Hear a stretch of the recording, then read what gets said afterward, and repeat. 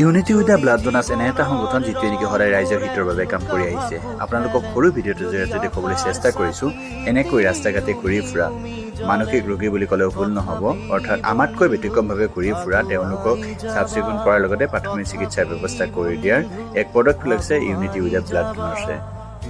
এটা ভাল কাম হাতত লৈছে। কিছুদিনৰ পৰা তেওঁলোকে আপোনালোকে ভিডিঅ'টোৰ জৰিয়তে নিশ্চয় দেখা পাইছে, কিছুদিনৰ পৰা তেওঁলোকে এনেকুৱাকৈ মানসিক ৰোগী ৰাস্তা ঘাটে ঘূৰি ফুৰা তেওঁলোকক এনেকুৱাকৈ ভালকৈ চাফ চিকুণ কৰি প্ৰাথমিক চিকিৎসাৰ ব্যৱস্থা কৰি আহিছে। লগতে কিছুদিনৰ পৰা আপোনালোকে নিশ্চয় ছ'চিয়েল মিডিয়াই হওক বা নিউজতে হওক আপোনালোকে নিশ্চয় লক্ষ্য কৰিছে নাহৰবাৰী এটা সৰু হাত মাৰোৰা ল'ৰা, গতিকে আইতাকৰ লগত আছিলে, বিভিন্ন ধৰণৰ বেয়া অৱস্থাত আছিলে। গতিকে তেওঁক শিক্ষাৰ ব্যৱস্থা কৰাৰ লগতে সৰু ল'ৰাজনক শিক্ষাৰ ব্যৱস্থা কৰাৰ লগতে আইতাকক নিৰিবিলি বৃদ্ধাশ্ৰমত লৈ এক আশ্ৰয় দিয়াৰ ব্যৱস্থা কৰে ইউনিটি উইথ দ্য ব্লাড ডোনাৰ্ছে।